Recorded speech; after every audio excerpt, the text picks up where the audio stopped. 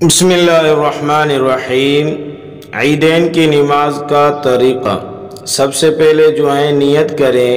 نیت یہ ہے، میں نیت کرتا ہوں 2 رکعت نماز عید الاضحیٰ واجب مع زائد 6 تکبیروں کے، پیچھے اس امام کے منہ میرا کعبہ شریف کی طرف،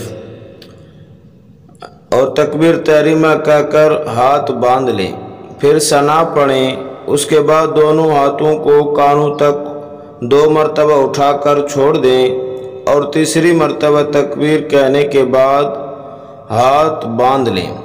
اس کے بعد سورہ فاتحہ اور کوئی سورت پڑھیں، پھر رکوع اور سجدہ کر کے 1 رکعت مکمل کریں۔